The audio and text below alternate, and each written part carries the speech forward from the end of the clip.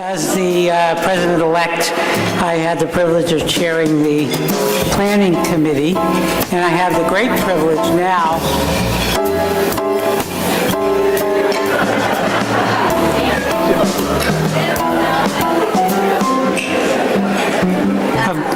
of having a score. I have the great privilege now of introducing our 2014 Jonathan Mann lecturer.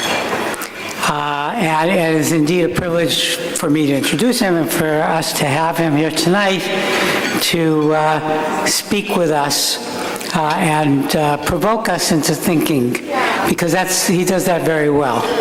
Dr. Thomas Farley is the Joan Tisch Distinguished Fellow in Public Health Policy at Hunter College. He has a long and distinguished career in public health, including being an EIS officer in Connecticut with Jim Hadler, who I think is here somewhere, and then working in the Louisiana Office of Public Health from 1989 to 2000, where I first met him probably at a CSTE meeting. He's trained in pediatrics, and he also has an M.P.H. and his M.D. for that matter from Tulane University, and has really epitomized the theme of this year's conference, Epi in Action, Consequential Epidemiology, and was really a pioneer and visionary in the early 2000s. In terms of things that we're starting to take for granted now, but the impact of environment, both built environment and socioeconomic environment, as well as what options are presented to people as major impacts on population health. And published a book, I think probably it was 2005, 2006, Prescription for a Healthy Nation, really talking about a lot of these things with Deborah Cohen. I think I remember him speaking at one of our CSTE meetings, I think with Deborah Cohen, about these issues. And it stimulated me to go out and purchase the book. And he really brought his ideas to action from 2009 to 2014 as the commissioner of the New York City Department of Health and Mental Hygiene, and put forward a number of initiatives, some of them very controversial, but directed at this whole idea of sort of enabling people to be healthy by changing the environment that they live in, whether it was sugary drinks or the availability of tobacco or the availability of capacity to take part in physical activity. So tonight we gave him we gave him an open invitation to talk about what he wants to talk about, and I'm sure that it'll be both informative, inspirational, and hopefully, and I'm sure it'll be provocative as well. Dr. Tom Farley.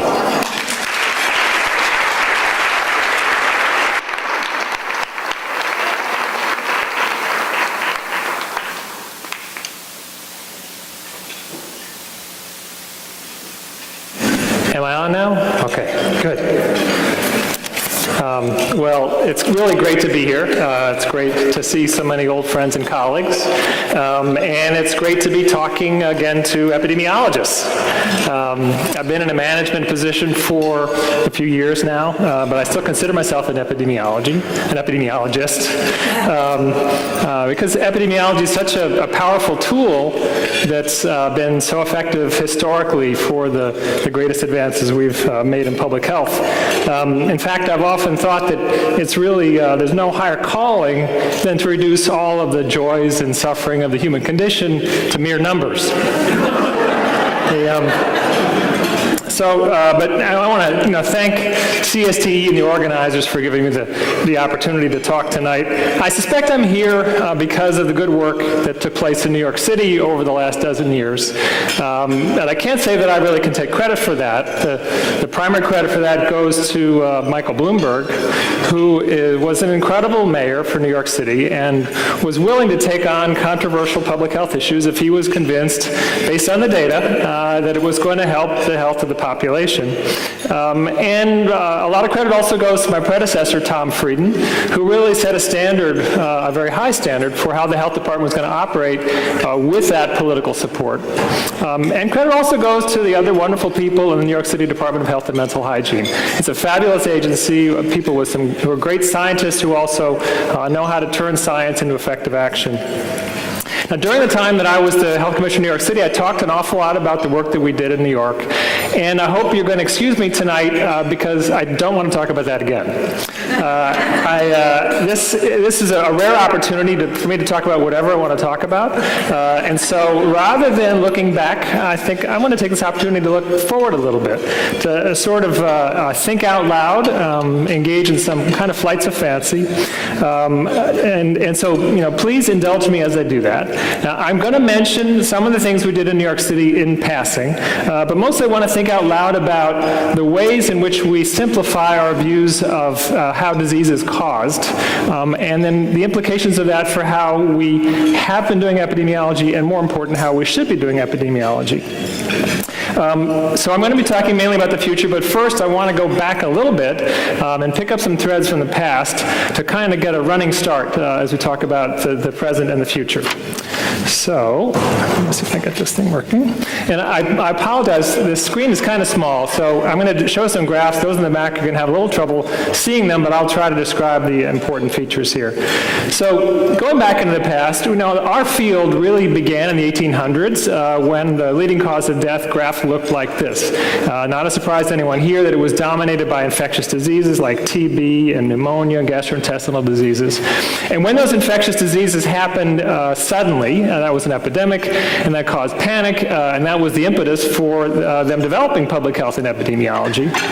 And it led to a view of disease causation, ultimately in the 1800s, that sort of simplified was like this. The disease was caused by infectious agents, or agents that are mostly infectious, and that pretty much we had this one-to-one correspondence between an agent and a disease. And that paradigm was useful. It led to epidemiology playing roles like this.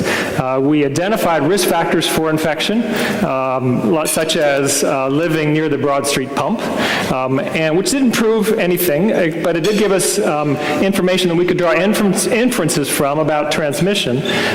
Then we did surveillance for infectious diseases and surveillance for infectious agents, and based upon that we made recommendations for prevention, and which often prevented transmission and saved an awful lot of disease. So that worked. But things changed when you get more or less to today, and our leading cause of death graph looks like this. Everyone knows it's mostly dominated by chronic diseases, but that's not the only difference from 150 years ago. We also have this problem that the sort of things that we can measure in epidemiology are risk factors where there's no longer this one-to-one correspondence between the agent and the health problem. So we have risk factors like smoking, which can cause more than one health problem, like heart disease and lung cancer. And we have health problems like heart disease that are caused by more than one agent, like smoking or like physical inactivity. And so the role for epidemiology was a little unclear at first, but I think it's been clarified over time by sort of shifting our paradigm for simplifying causation. And I think the real breakthrough in this happened with this paper in the 1990s that probably most of you here are familiar with, by McGinnis and Fahey, where they decided to rank our mortality causes not by the diseases that kill people, but instead by the risk factors that led to the diseases that killed people. And as you can see by this ranking, smoking was number one, the combination of diet, physical inactivity is number two. Seeing down the list, there's microbial agents and toxic agents. This analysis, if you go back to this initial paper, is really pretty crude. It was a real kind of back-of-the-envelope analysis, but what was important was that the change in just thinking through the problem. And over time, this sort of analysis has been refined, and this is the one that I show the most often when I'm talking these days. It's an analysis by the people at the Institute for Health Metrics and Evaluation at the University of Washington. And the outcome here is not deaths, but instead it's DALYs, disability-adjusted life years lost. But it's similarly looking at these risk factors. There's smoking, there's dietary risks up there at the top. They included other risk factors that I might consider biologic conditions, like high BMI and high blood pressure. So it's a little bit confusing that some of these risk factors are in fact in the causal chain from other risk factors to the health problem. Nonetheless, it does give you a view about what our major health problems are, which enables epidemiology and enables public health. So with this, this is what I'm going to call a paradigm of behavioral environmental risk factors, predominantly for chronic disease, and which is a different paradigm from the one where you have one infectious agent for one disease. And under this paradigm, the role of epidemiology has changed somewhat. What we do is we identify behavioral and environmental risk factors for chronic diseases, such as these behaviors, smoking, diet, physical activity, et cetera, but also factors in our environment, like air quality and like walkability, the built environment. When I think about the environment, I think very broadly about it, so it would include the availability of cigarettes and the availability of healthy food and unhealthy food. So we identify those risk factors, and then we conduct surveillance for those risk factors, and then we make recommendations for prevention based upon those. And this has been the dominant paradigm that I used in the New York City Health Department and that my predecessors used for trying to save as many lives as possible. And so I want to just show a little bit about what we did with that paradigm in New York City. So one of the first things that Tom Frieden came in and did when he was health commissioner was he established an annual telephone survey that was modeled after the behavioral risk factor surveillance system, of CDC. It calls people once a year and asks about a variety of behaviors and exposures, including smoking, and then track that over time. And that number, the smoking rate for New York City, became the most important number of all the numbers we tracked for all those years. And you may not be able to see it well in the back, but when he first came in 2002, smoking rates in New York City were 21.5% and had been so for a decade. Then we track this year by year and to evaluate the effect of different policies and programs we put in place. So we increased the taxes markedly, we put in a smoke-free air law, we did hard-hitting media campaigns and had rapid reductions in the smoking rate, which we should have enormous health benefits over the long term, and we think have had some pretty big health benefits already. We also used that risk factor surveillance survey to track other risk factors, such as consumption of sugary drinks. Now, you probably can't say this well on the back, but what it's showing is the consumption of sugary drinks at the neighborhood level in these red circles across New York City, and obesity rates in blue shading in those same neighborhoods across the city. And you get the general sense looking at the map that the greater the sugary drink consumption, the greater the obesity rates. And if I put this on a regression line, it looks like this. What you'll see here is that this is grouping 3 years together. There's this remarkably close correlation between sugary drink consumption at the neighborhood level and obesity at the neighborhood level, with an R-squared of 0.71. There are different symbols on the map there, and each symbol represents what borough the neighborhood comes from. And if you know anything about New York City, you know that the socioeconomic status of the boroughs varies a lot, and obesity rates vary a lot across the city. But what happens is once you put it in this way, and looking at sugary drinks and obesity, the borough doesn't matter. They all line up on the same regression line. So it doesn't prove that sugary drinks are causing the obesity problem in New York City, but it certainly is suggestive in view of the rest of the literature that it's important. And so we focused a lot on sugary drinks during my time there. We put in place, we proposed a variety of policies, most of which failed for political or legal reasons, trying to copy some of the things we've done in tobacco. And we did some media campaigns, and despite the fact that politically we lost, as far as changing behavior, we won. Because that same telephone survey is showing a pretty rapid decline in the percent of adults who say that they're drinking one or more sugary drinks per day. That's the top blue line there. That's our annual community health survey, our telephone survey, coming down from 36% to 28%. And there's a more or less parallel decline in consumption, reported consumption by teenagers in the youth risk behavior survey. Now, another thing we did, again, within this paradigm of behavioral and environmental risk factors in New York City during this time, which got far less publicity, was our work on air pollution. We knew that the air quality in New York City wasn't good, but our surveillance data on it was pretty limited. And so some of the very smart folks at the health department came up with a system for measuring air quality at 150 different sites across the city at street level, and moving it across the city over time, so that over the course of a season, they could draw out pretty complete maps like this of air quality. And what came out of this was this strong association between pollutants like sulfur dioxide and proximity to buildings that were burning dirty fuel oils, these residual fuel oils that were high in sulfur, suspected, but when we were able to draw a map like that, that map proved to be a very powerful advocacy tool.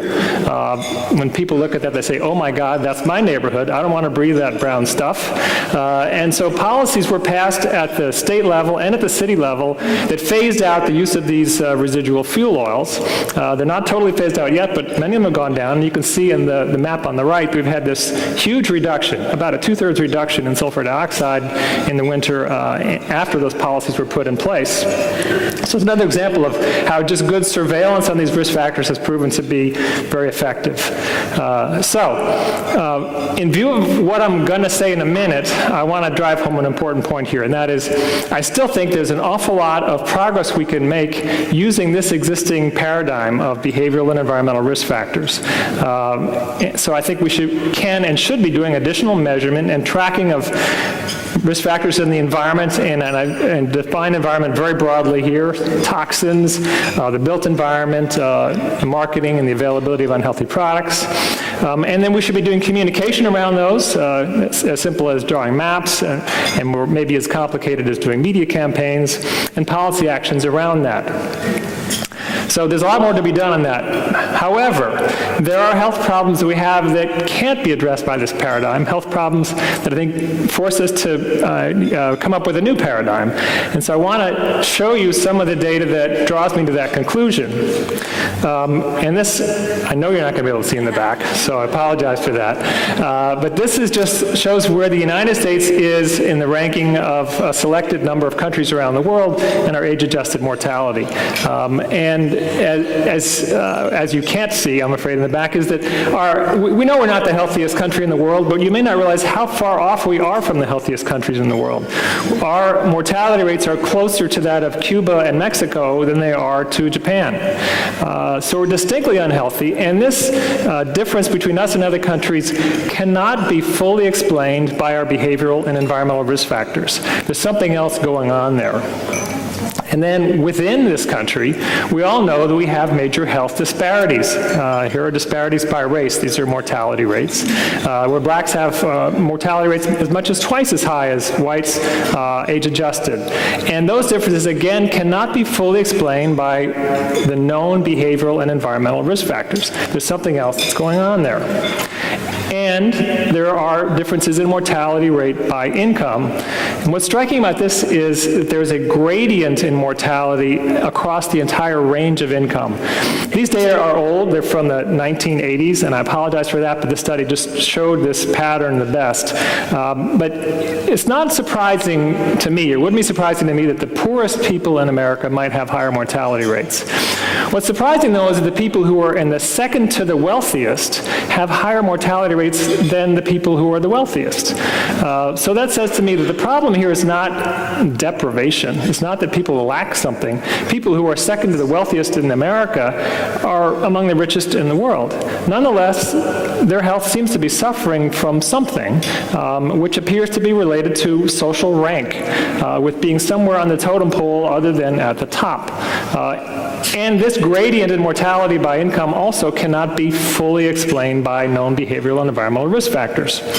So this has been the field of people who do social epidemiology. And so this draws me to my conclusion that we need to have a new paradigm for thinking about those health problems, which I'll just call social determinants. And I want to give you some of a summary of what social epidemiologists have looked at and concluded when they try to understand these social determinants. And many of you may be very expert in this, but some of you may not have seen all this information. First pattern to notice is that there's an incredible non-specificity of the effect. The mortality rates are higher in African Americans than they are in whites for almost every cause of death that matters in this country, which really is pretty odd, pretty puzzling for those of us who are trained in medicine and biology. When we have biologic mechanisms that are as different as they are for heart disease and HIV infection and homicide, why is it that we would have high mortality rates in the same group for all of those different causes? Not entirely clear. Now, it's not every single cause, but it's almost all causes. So that's sort of pattern observation number one. Observation number two is that there are group level effects.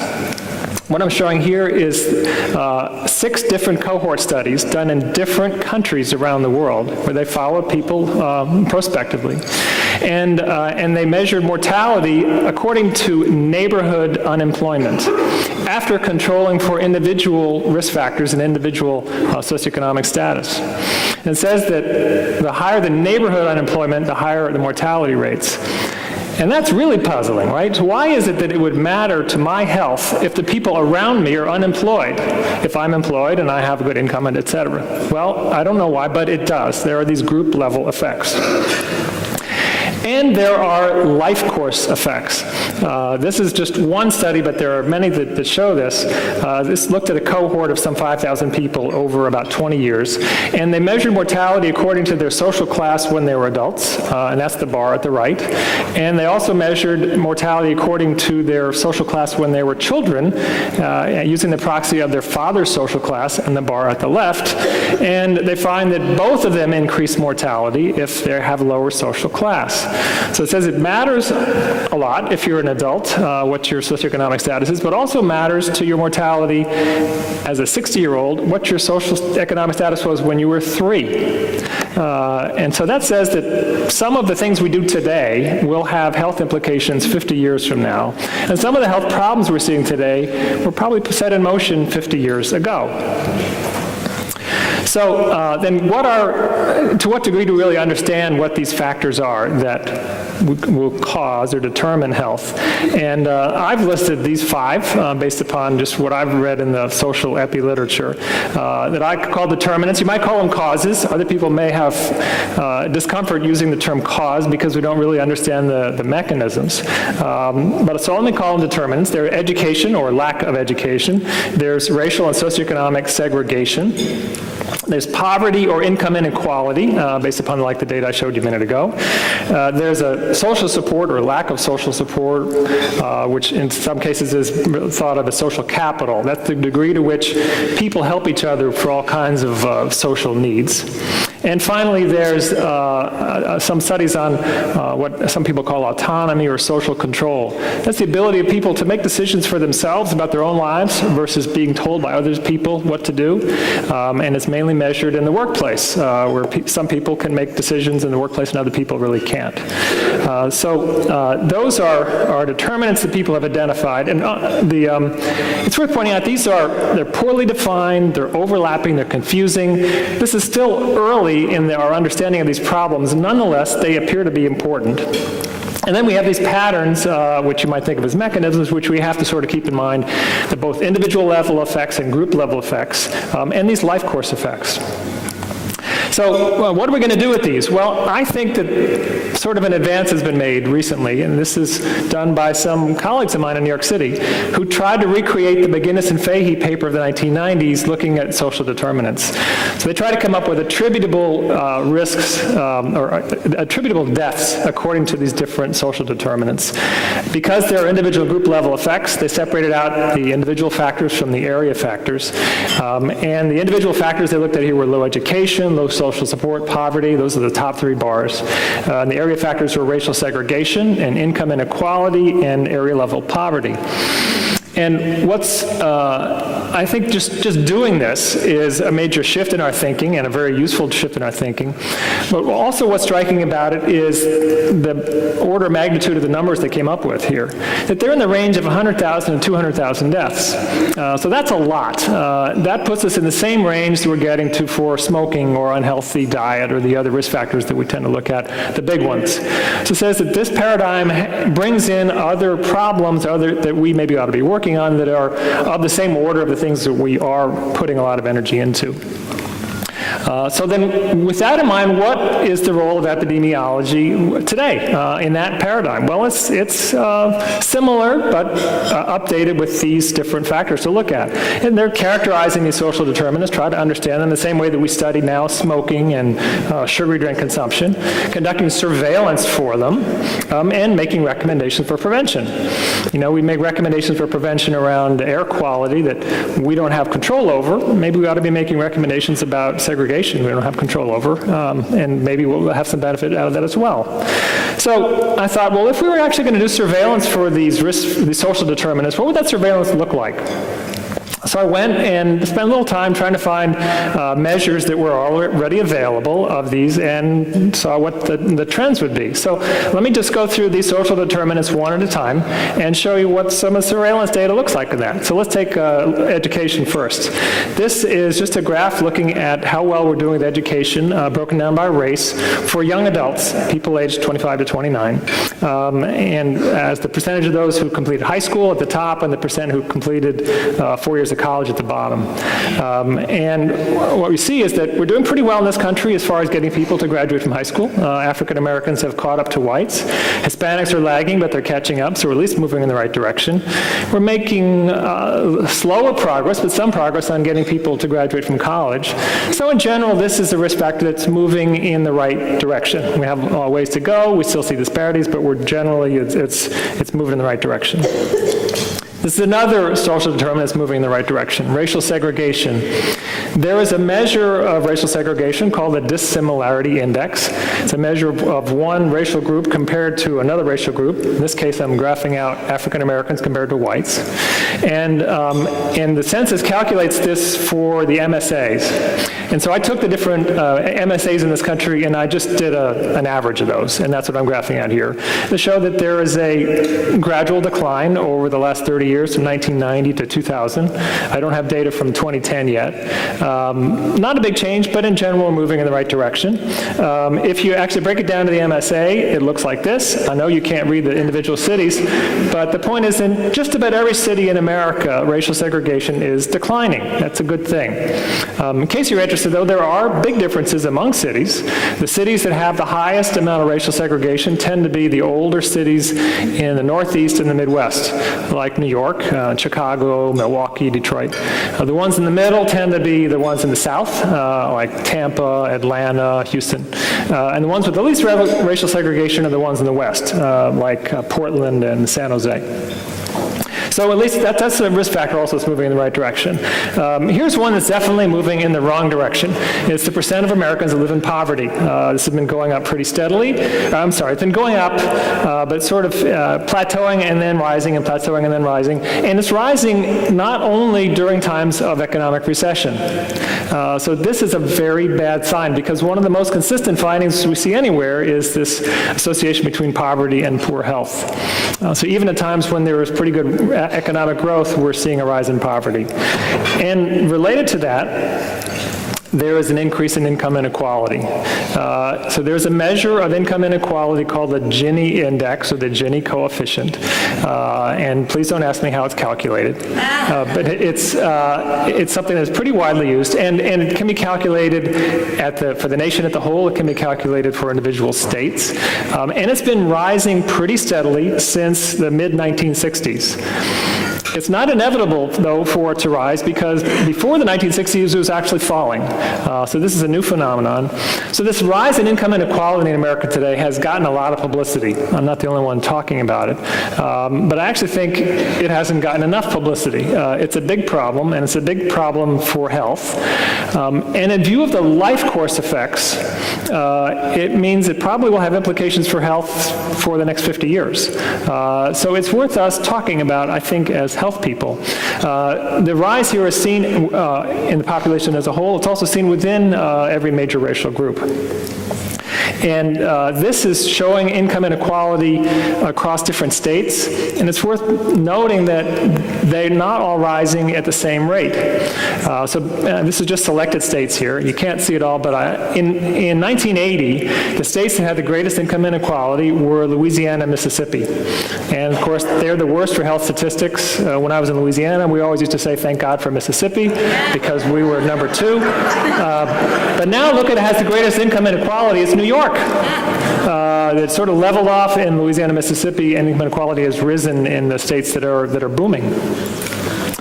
So let me explain this. The social support appears to be important as a social determinant, and when I looked into surveys to try to figure out what's an index for social support, I couldn't find a perfect one, but here's one that's kind of crude. It's the percent of households that contain just a single person. And you think that if there's only one person living in a household, that person probably has less social support than someone who's got 3 people living with them. So it's not a perfect index, it's a crude one, but by that crude index, we're in trouble, okay, because this number has risen. It rose pretty dramatically through the 60s and 70s. It's plateauing a little bit, but it's still pretty high. It's close to 25% it's more than 25% of households. So I worry about the lack of social support. Because of the life course pattern, we also ought to be thinking about what's the social support for children. And so this is a similar measure. This is the percent of children who are living with only their mother, okay, where there's no father in the household. Big racial disparities in this. African Americans at 50%, whites around 20%. Interestingly, the racial disparities here are actually narrowing, and they're narrowing in the wrong way. They're narrowing with the healthier group getting worse, and the less healthy group more or less staying the same. So this is a problem for health, not just now, but for the next few decades. And then this autonomy or social control of the workplace. I tried to see if we could come up with an index of that. How can we measure whether people have some ability to make decisions for themselves at the workplace? No simple questions on that, but we do know something about what people's occupations are. And occupations are changing. The workplaces are changing in America today. So this is the percent of people with these occupations that fall in different categories. And the percent of people who are classified as management and professional workers is increasing fairly rapidly, from 30 to 40% over this 20-year period. The percent that are classified as sales and office workers and as production and transportation workers that have less autonomy, that's decreasing. So overall, it looks like this is probably moving in the right direction. As much as people are unhappy with their jobs today, a lot of times it was probably worse in the past. They probably do have more decision-making power than they used to have. So we have some of these social determinants where the trends are in the right direction. We have other ones where their trends are in the wrong direction. The details of the trends, though, are not important. What is important is that they're changing.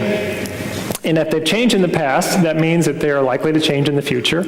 And if they're going to change in the past and the future, that means that they can be changed. It means that we have some sort of opportunity to change these in a way that might improve our health, which means that it makes sense for us to draw attention to the changes. And to the extent that we know what we know how to change these, we can make recommendations that might move them in the right direction.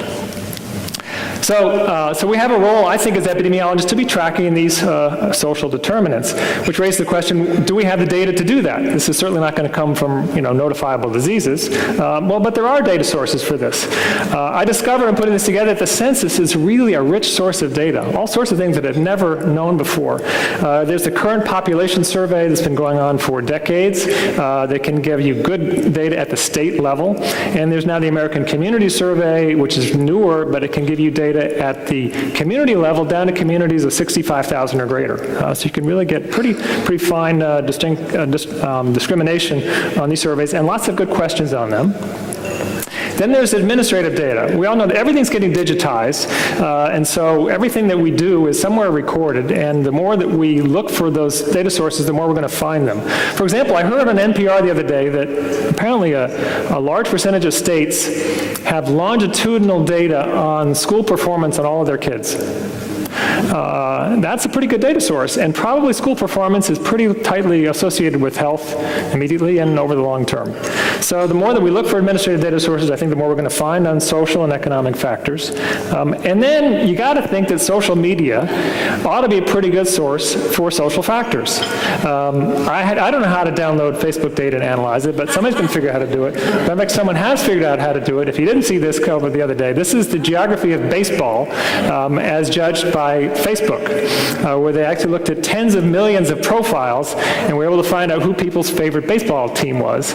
And it's so finely discriminated, you can get within New York City, you can find out where the Mets-Yankees line is. And so, if they can do that, and you think about, people have friends and they communicate with friends, that there ought to be some measures there of social support we can get out of that. So, just to wrap up then, in summary, if we want to address socioeconomic and health disparities, it's going to require a new paradigm. We're not going to get there entirely with looking at behavioral and economic risk factors, although we should continue to do that. And that new paradigm is going to require surveillance and analysis of these different epidemiologic measures, these social and economic factors that we're kind of uncomfortable with because we don't fully understand the mechanisms for, but we all believe that they're important somehow. And the data do exist now, and more data will be appearing in the future to do that. And I think that the prevention recommendations would be valuable from health people, and because those social determinants are changing and because they can be changed. So that's my view of sort of about where epidemiology ought to be going in the future. Something I've thought about as I put together here, but I would be very much interested in what you think about it. So I'll stop there and open up for questions.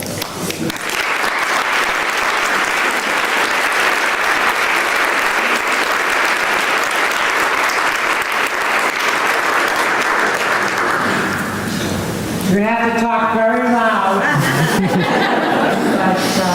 But please, go ahead. So I have a question. Sure. I was wondering when I think about some of these social determinants, I think about the adverse childhood experiences, and indeed you even perhaps addressed one of them when you showed, I think it says a single parent household. And I'm thinking there's also incarceration rates that can be looked at. I'm wondering if you thought about how you might incorporate the adverse childhood experiences into a surveillance system like this.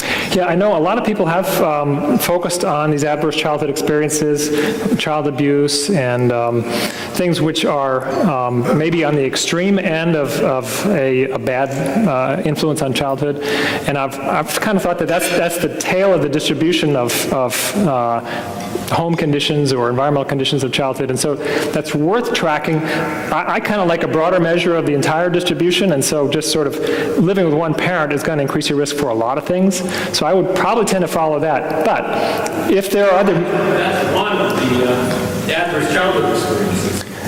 What is one of them is... Having one parent in the household. Oh, that's count? Okay. Well... kind of 10 things. And so the average childhood experience is a scale of 10 of those kinds of measures, including having a parent incarcerated, and having a parent who's addicted. So, right. Yep. And you have some of that already that you're looking at.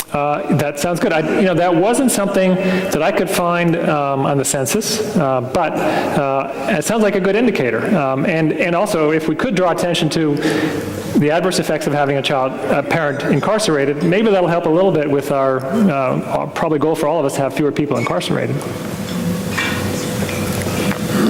Yes?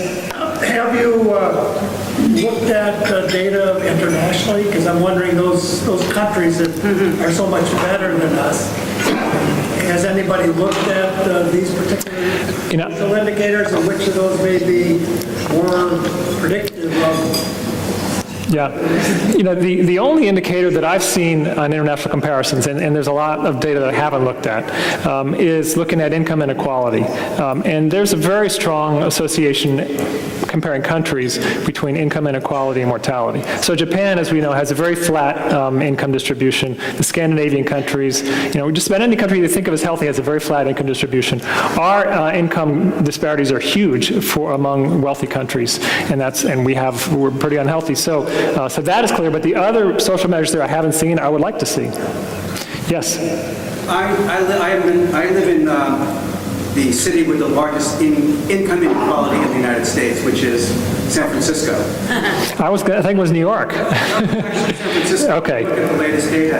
And I've been disturbed not only because when I go out and I see that people are paying $15 for a glass of wine in my neighborhood, and they're served by workers who are making $8.50 an hour. Can you comment on, and I'm so glad you mentioned income inequality and showed the data, could you comment on what you think we as public health professionals and epidemiologists can do, how we can articulate this or speak to the health impacts of income inequality? Yeah, so if you didn't hear his question in the back, it was income inequality is a problem. What's the role of epidemiologists in drawing attention to that? One thing, the literature on this all comes from academic epidemiologists, social epidemiologists, and they've done some good work. But my point is I think it's time to move that into your all worlds, right? Because you communicate with policymakers more than they do. And so for people in health departments to say, actually income inequality is a health problem, might have some impact. It might be in this discussion we are having in this country now about the rise of income inequality. I think that's an important contribution. Health departments itself cannot fix this problem, but they can communicate about it. And they can show income inequality by city, and they can show these life course effects. And so it's a communications mission. Yes, sir. So the thing that troubles me about what you're saying is there's a lack of specificity to it. And to me, it's analogous to John Snow and the miasma theorists of the 19th century, who felt that filth somehow transmitted diseases. And the cholera, for instance, was occurred because of the filth rather than because of a specific instance of contamination. And it doesn't, I'm not arguing against anything you said, but it occurs to me that poverty and education cover a broad span of life experiences, and that we could potentially do more by trying to figure out what in each of those variables might be the most important things causing the mortality that you're talking about. Yeah, I have felt that way myself a lot, thinking, geez, I really wish we understood the mechanisms, because if we really understood the mechanisms, then we might be able to find some real specific spot there where we could intervene and make a difference. And maybe we will at some point in the future, but we're not there now. And I should also point out, though, back in John Snow's day, there were people, or let's say Edwin Chadwick's day, there were people saying, it's not sanitation that causes disease, it's poverty that causes disease. And so you could say maybe they were wrong, but poor people still are sicker than rich people. And so you can say, actually, to a certain extent, they were right even in those days. So I wish we understood the mechanisms. I wish so that we could have a more targeted approach. But there are these factors that if we feel like we could change, if we could improve education and reduce income inequality, I think most people think we'd all be a lot healthier. So we should probably say that in the meantime. But John, one more. Clean up the Thames. You took off the Broad Street. Yep, I agree. And if we could find the pump handle for poverty and education, I would love to do that now. But in the meantime, it's worth, I think, communicating about this. One more. Yes. Thank you for quoting Sir Jeffrey Rose. I think you have some experience with the mass remedies with success. I wonder, how do we get more governments and more health systems to to develop and implement mass revenues? I think,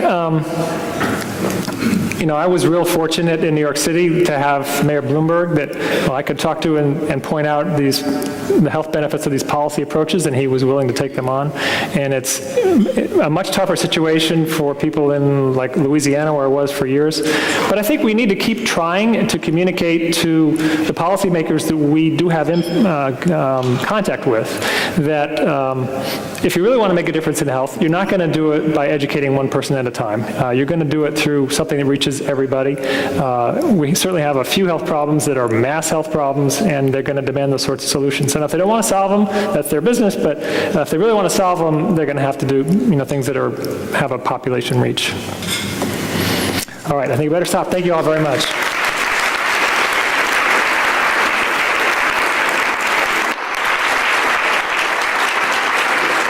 The Jonathan Mann Lecture is a very special part of the CSTE annual conference, and I just want to recognize Jonathan Mann was an extraordinary person, a very passionate man who made amazing contributions to public health in an all too short life. And I just want to make one observation, is that I got to know him after he moved to Boston in 1992, and I used to see him in meetings. We'd have lunch occasionally, and I actually beta tested his human rights course. And he would talk with passion about HIV/AIDS in the developing world. He'd talk about his experience with the global program on AIDS. He would talk about human rights, and that was really what drove him.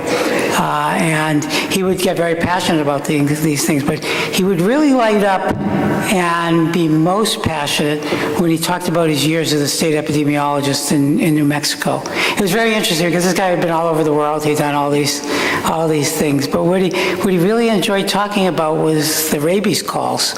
And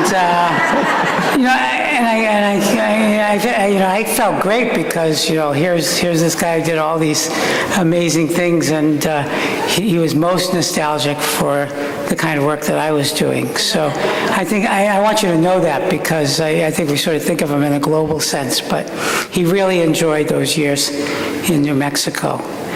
I also want to say, I think we don't recognize this as often, but there are two reasons why we have this opportunity. One is through the conceptualization and the generous support of Richard Hoffman, and I think we should recognize this.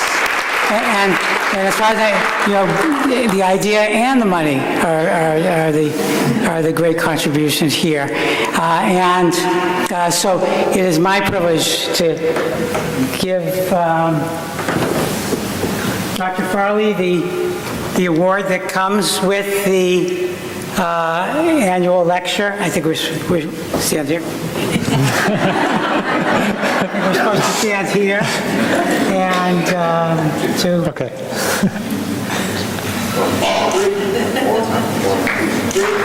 All right. Thank you. and the book Deadly Outbreak. All right. Thank you.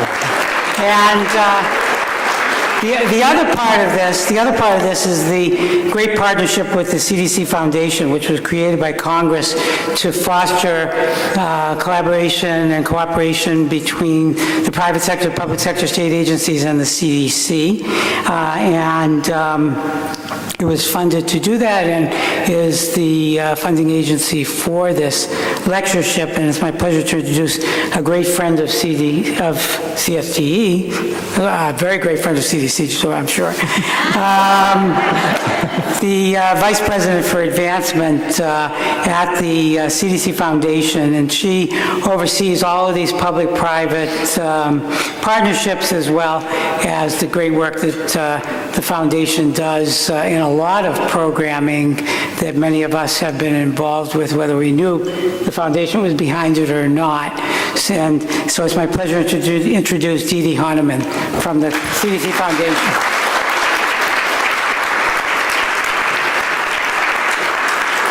Good evening, and it's an honor and a privilege to be here, and I bring greetings from our President and CEO, Charlie Stokes. I know many of you know him and admire him as much as I do.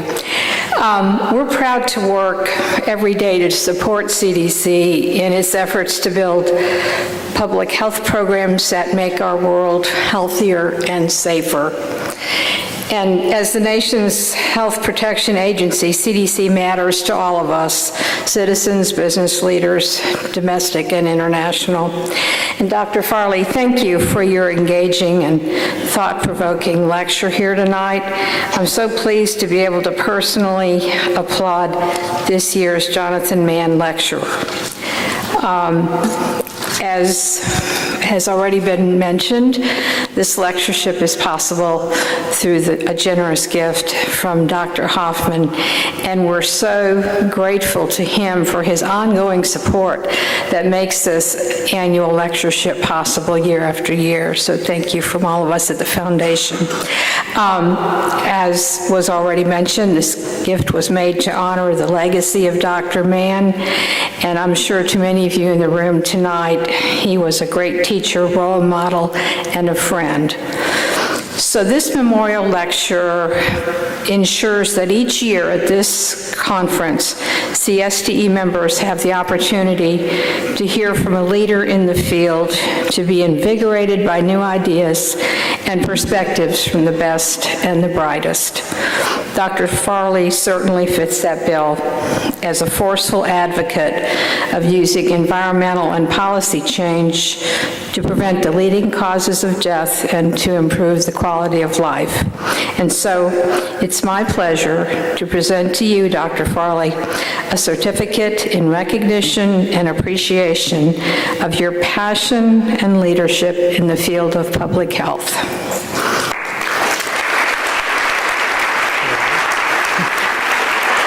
He wants us to get over here, too.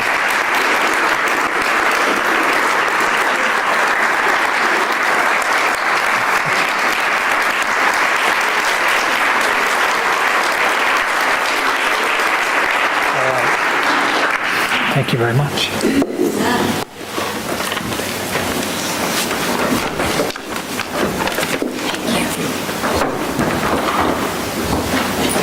Now, I think I have just like one more duty as the president-elect, and that is to recognize our current president. And I have to say, it's been such a pleasure for me, and I'm sure the executive board agrees with me, to work with Tim over the past couple of years. Because he's a rock of Gibraltar, he's smart, he's calm, he gets angry appropriately,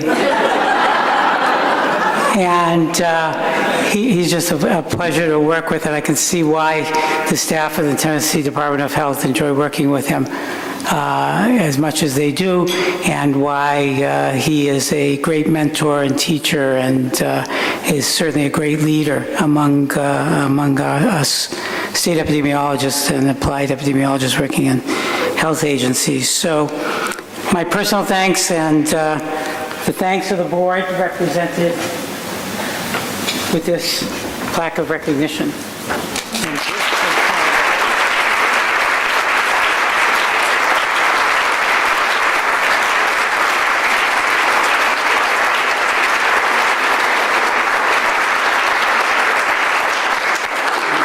And now I get to turn it over to Tim. Oh, but not take his notes. Thank you. And it's my honor to say thank you to Dr. Lorraine Mascola for her years of service on the board.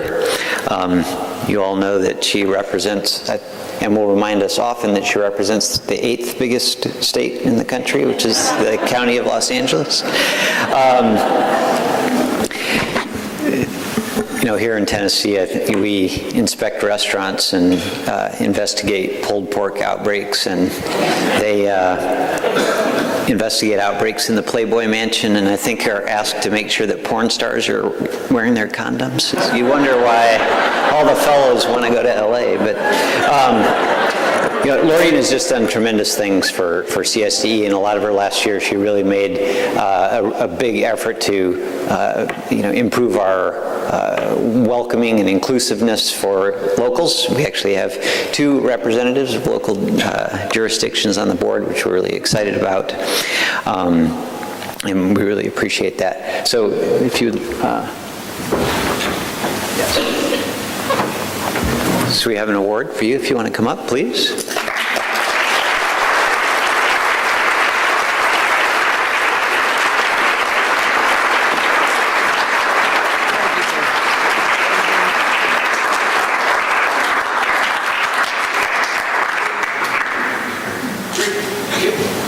Thank you. And I actually wouldn't belabor that too much because we never really let our presidents go. She's simply joining the ranks of our illustrious past presidents. In fact, could all of our past presidents please stand? Let's get all our past presidents up there.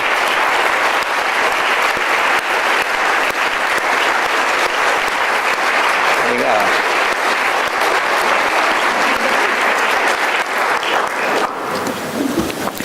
So now we have a couple of awards to present tonight before we finish up. The first is our Distinguished Leadership Award. And this is the 4th annual award for Distinguished Leadership from CSTE. This was established by the Executive Board to recognize the efforts of a current CSTE subcommittee chair or liaison or consultant who provides exceptional guidance, leadership, and dedication to the organization over the past year.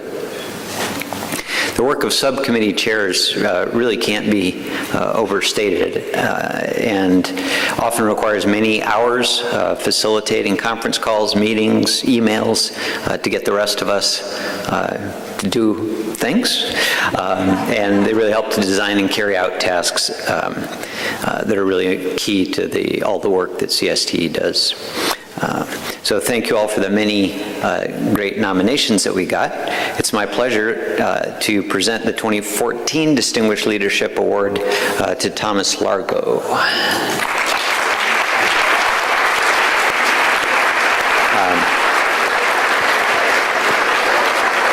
So Tom Largo,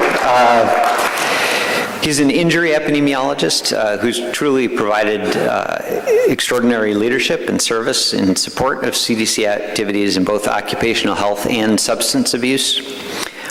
He did his training at Johns Hopkins Bloomberg School of Public Health, and since 1995 has worked as an injury epidemiologist at the Michigan Department of Community Health.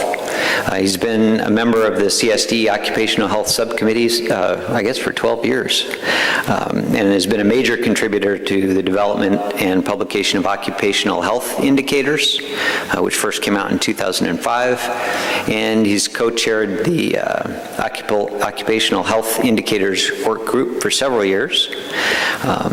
He's co-chair, I guess, of the subcommittee on alcohol and other drugs.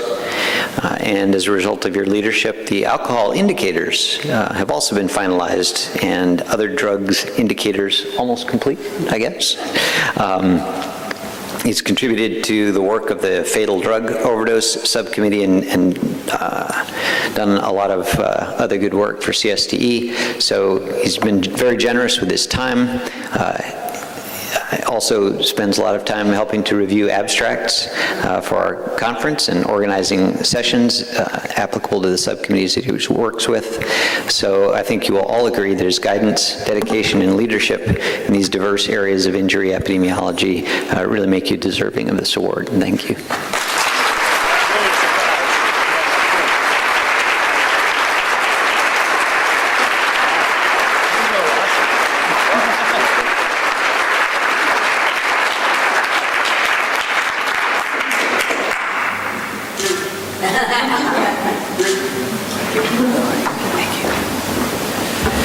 And actually, let's have Al come up and give the next one here.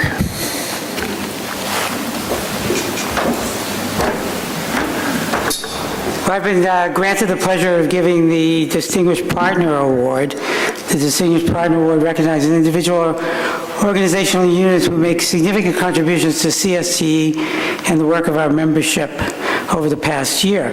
This is one of our most important awards as it represents the true public health partnership, and it is those partnerships that provide the foundation of our work. This year's recipient instantly rose to the top of the slate of candidates and was immediately and unanimously agreed upon. I don't actually usually read when but our very pregnant and wonderful Janet Hamilton wrote such a nice description of the awardee tonight that I just want to use what she wrote. This year's recipient is well known to CSTE members and has significantly helped advance the area of surveillance and informatics. He has been incredibly giving of his time, attending countless CSTE steering committee and subcommittee calls, and is often known to be responding to emails during evening and weekends.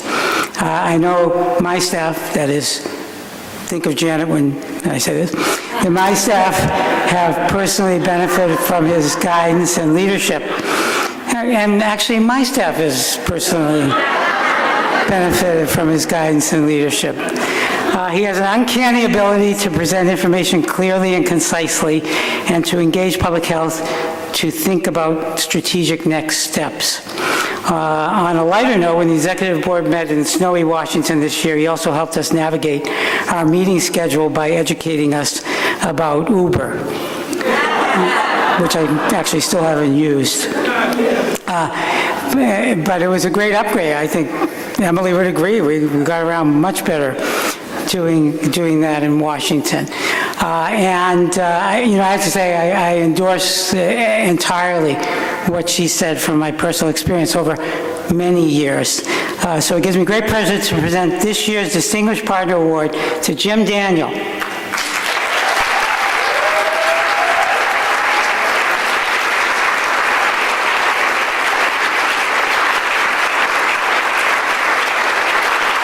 Who, as most of you know, is the Public Health Coordinator in the Office of the National Coordinator. And I'd also like to thank Jillian Haney for tricking him into coming to the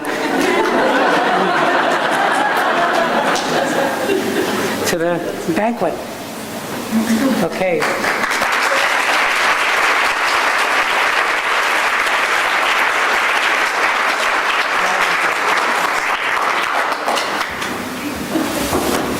And back to Tim.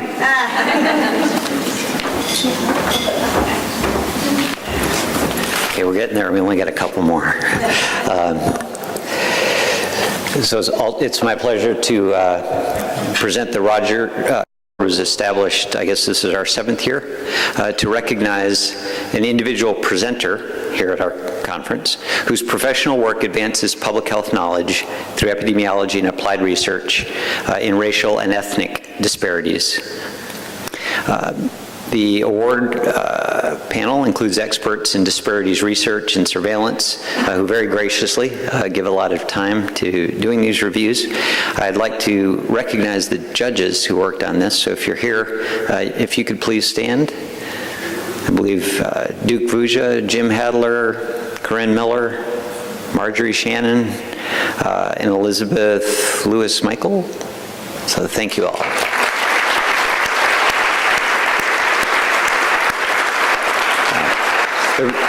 We've had over 750 abstracts at this conference, which is really exciting. Of those, 18 were considered for this award, and 5 finalists were selected. I think that their abstracts and names and pictures are in your conference agenda. This award comes not only with a plaque, but also an honorarium of $1,000.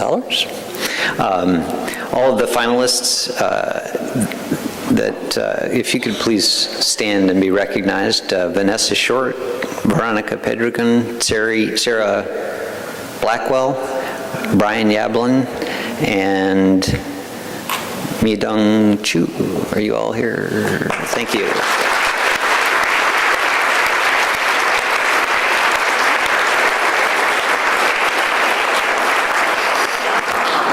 The selected presentation focuses on the higher infant mortality rate in the black population compared to the white population. The author used the perinatal periods of risk, or PPOR, analytic approach on multiple state data sets, including live births and fetal and infant deaths, to identify the populations and periods of risks with the largest excess mortality, and to explain why the excess deaths occurred to direct prevention efforts. The analyses provided actionable information to be utilized by infant mortality reductions programs to direct initiatives at the state and local level. This year's winner is a CDC CSTE Applied Epi Fellow at the Wisconsin Department of Health Services in Maternal and Child Health, Sarah Blackwell.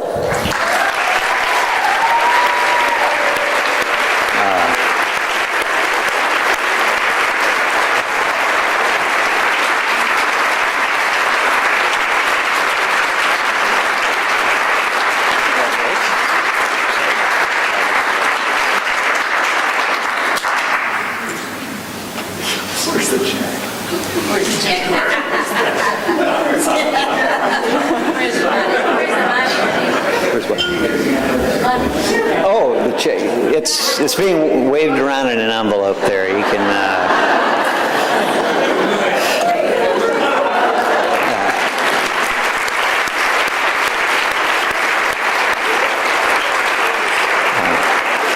And then finally, we have our Super Staff Award, and I'm going to ask Aaron Sims to come up to present that.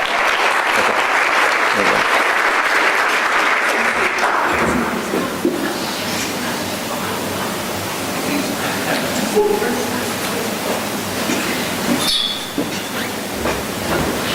Unfortunately, this award does not come with an honorarium. But it is such an honor to present such an award. I was honored last year along with a colleague who is now no longer with CSTE and pursuing opportunities at another organization. So I wanted to take the opportunity, though, to be able to honor one of our colleagues. We do a lot of work at the CSTE National Office, and it's always good to be able to recognize the work of one of our peers. So just to begin, working at CSTE provides the staff with an incredible opportunity to work with a great group of people. Just from the laughs and the smiles and the handshakes that have gone on throughout the conference, we at the National Office do recognize that we work with some great people.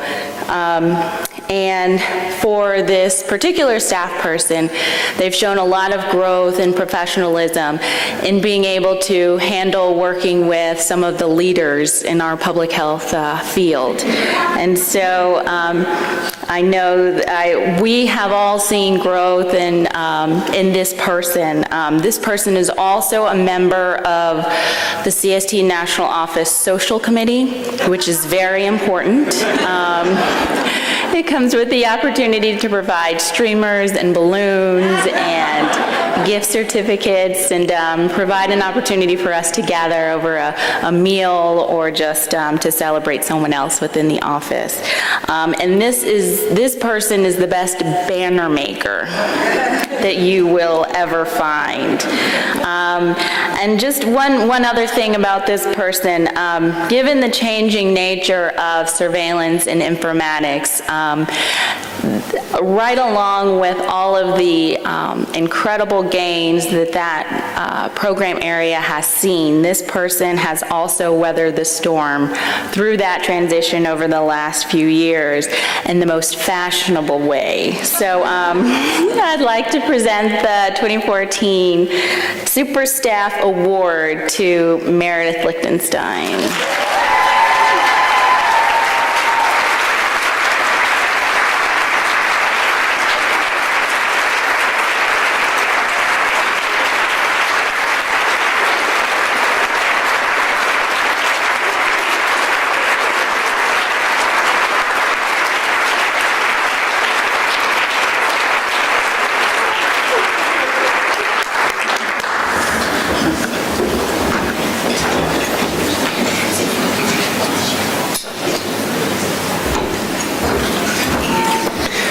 So, thank you all for coming. I'd like to, one more thanks to Dr. Farley. Actually, your lecture was great until the very, very end when you said "you're-alls." It's y'alls. Y'alls. So thank you all for coming. And I hope you can go out and enjoy Nashville a little bit tonight, and thank you all.